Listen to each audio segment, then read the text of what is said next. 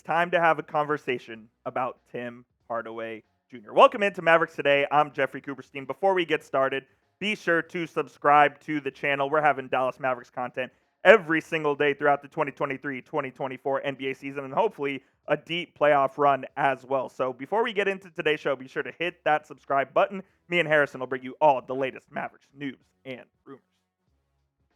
All right, guys. Tim Hardaway Jr. has been absolutely awful lately. He has been the talk of Mavericks Twitter basically throughout the last month or so, and I think we have come to a point where, especially in yesterday's game against the Indiana Pacers, that the majority of Mavericks fans want to see Tim Hardaway Jr. on the bench, and here's why. In his last 10 games, Hardaway is averaging just 11.1 points, 34% from the field, less than 32% from three on 7 attempts, and he's still playing a whole bunch of minutes. And Hardaway has just been absolutely stagnant on the offensive end. You look at what happened early in the fourth quarter, Kyrie Irving gets 9 straight points, tries to bring the Mavericks back into the game, and then there's Tim Hardaway, and I wish I had a photo of this, so that's my fault. Hardaway gets the ball on the right wing, takes a dribble, and pulls up from 30 feet, misses, and that's basically the end of the Mavericks run. He killed the Mavericks run, and in summary, killed their win streak. So it just wasn't a good game from Tim Hardaway, and I think that this is just a bigger picture of what's really been happening. Hardaway is just not playing good enough defense to justify him still getting extended minutes when he's shooting it like this. It just can't happen. I think at this point in time, Jaden Hardy is the guy that's playing better defense right now and kind of fits the profile of this Mavericks team a little bit more. Now, I'll say this. To be fair to Tim Hardaway, he has always been a streaky shooter since the Mavericks acquired him. In the Kristaps Porzingis trade in January of 2019. He's always been streaky. There are 10 games where Hardaway is literally the hottest shooter on the planet. There are games and then there are 10 games like this where Hardaway literally just can't hit the broadside of a barn. So it's a tricky situation that Jason Kidd find themselves in. What we do know about Tim Hardaway, though, is that he does perform in the playoffs, and I think the Mavericks are going to need the best version of Tim Hardaway for the playoffs, because when he's that sixth man and he's able to shoot 36% from three, and he's able to knock him down at an efficient clip, he serves a purpose for this Mavericks team, and I think that this team will need it, given the heavy minutes that Luka and Kyrie are going to be playing down the stretch. You got to have a third guy, and he has been, I would say the vast majority of this season, Hardaway has been that third scorer that the Dallas Mavericks need and that they covet, because he's a guy that's been able to kind of step up when Luka's been out, and when Kyrie was out for an extended time, it was Hardaway that was kind of keeping the Mavericks afloat as their secondary scorer. So I want to ask you this before we continue on. Should Tim Hardaway Jr. be in the Mavericks' current rotation? Type Y for yes, type N for no. This is going to be the pinned comment on today's show, so when you get hit with the YouTube ad break, go on down and get those comments in. For me, right now, I would go ahead and say no. I just think Tim Hardaway right now is an absolute detriment to this team. Do I think that he should be out of the rotation permanently? No, I do not. And we'll get to the guys in a couple of minutes who I think should be playing right now, but Hardaway needs to find himself, and more importantly, I think Jason Kidd needs to find the appropriate role for Hardaway, and we'll see what happens going forward, but it's just not looking good for Tim Hardaway right now. You know what is looking good? Our sponsor, Prize Picks. We absolutely love Prize Picks here on Mavericks Today by Chat Sports. It is the best way to play daily fantasy sports, and it's the only app you'll ever need DFS-wise. Football season may be over, but the action on the floor is heating up. Whether it's tournament season, the fight for playoff home court, there is no shortage of high-stakes basketball moments this time of year.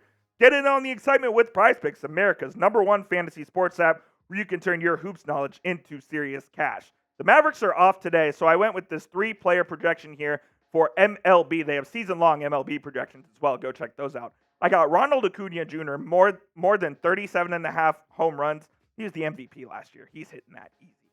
Mookie Betts, more than 32.5 home runs. I love Mookie taking the move over to second base with the Dodgers. And Chris Bryant, more than 19.5 home runs. He had a down year over there with Colorado, but I could see him hitting that easy. If you want to fade me, go to prizepicks.com/CLNS and use code CLNS for a first deposit match up to $100 today. If you want to play alongside some of Prize Picks' favorite players like Meek Mill, like Sugar Sean O'Malley, you can now find community plays under the promos tab of the app to view entries from some of the biggest names in the Prize Picks community each week. Again, because we love you and we care about you, that link is going to be in the comments and the description of today's show. It's prizepicks.com/CLNS and use code CLNS for a first deposit match up to $100. All right, let's get into it. Is it Jaden Hardy's time to shine? I kind of think so, man. I think it's time. I at least want to see what it looks like. If it fails, you can always go back to Tim Hardaway Jr. I just think that it's time for Hardy to show what he can do, extended minutes in this rotation where the team is now deep and they're competing for something. Hardy really hasn't been a part of the rotation when the Mavericks have been good. Last year, he was a rookie, and we all know what happened last season. The Mavericks completely missed the playoffs. Hardy was still trying to learn the ins and outs of the NBA game, and he was spending some time in the G League and whatnot. But this year, with the Mavericks finally being a legit contender in this Western Conference, and I know where they sit in the standings, legit contender may sound crazy, but if you take a look at what's happened since the trade deadline, I really believe that Hardy could be a key piece of this team. And when you look at Hardy's stats, when he plays 20 plus minutes, he's averaging about 12 points per game. 12 and a half points per game, excuse me. That's pretty good, man. And I know that's not as much as Tim Hardaway over the course of the season, but if you take a look at what Hardaway has done over the last 10 games, which we already did, it's better than that. So I really like what Hardaway has been doing, what Hardy has been doing, and I think it's time to see his minutes in the rotation. 8.1 points per game on the season, just over 2 rebounds. The assist numbers aren't there, but what I really like about Jaden Hardy's game is that he brings the defensive tenacity. He's 6'6", and he has really long arms. He's an underrated defender, and he can guard 2s and 3s, whereas Tim Hardaway is really just subjected to guarding only 2s, just given his body type. So I think I would like to see Hardy over Hardaway in this rotation right now. I really would.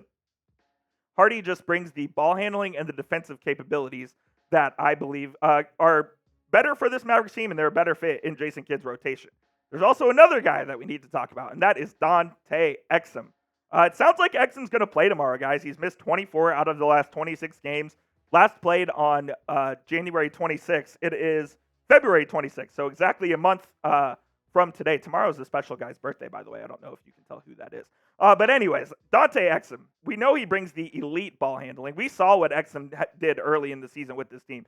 At some points, he was arguably this team's second best player when Kyrie Irving was out, man. I mean, he's a guy that just brings relentless energy. He brings it defensively.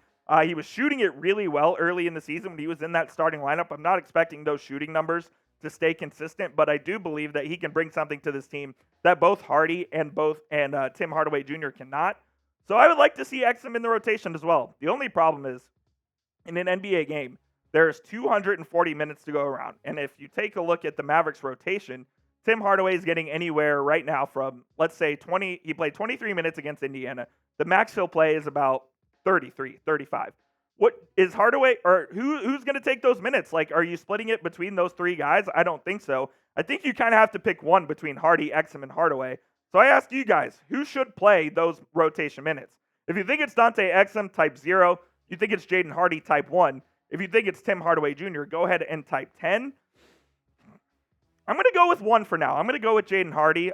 This is obviously subject to change, but I think Hardy should be getting those minutes at the moment. Exum's going to play tomorrow. We'll see what that looks like, but I'm excited to see what happens between those 2 guys for sure.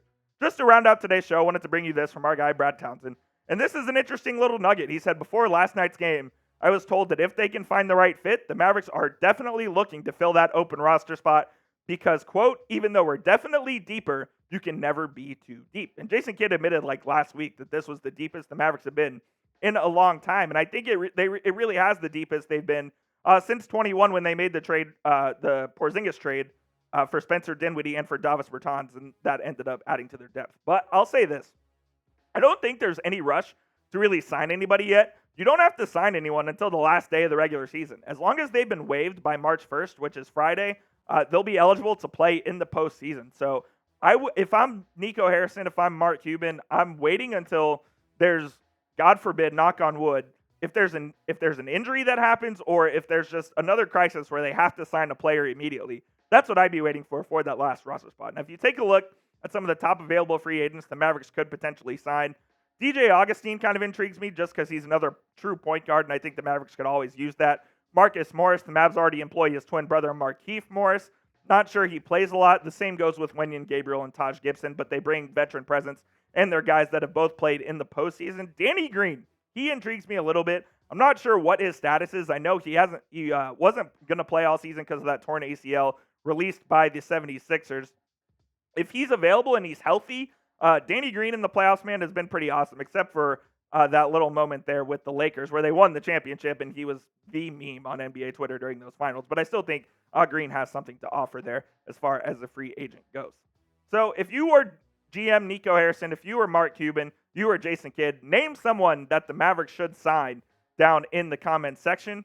I like a guy like Marcus Morris. DJ Augustine works too. Shout out to producer Tex Hook'em Horns, DJ Augustine and him, fellow UT alumni. But go ahead and shout out in the comments who the Mavericks should sign, and we'll see you later with another video of Mavericks Today.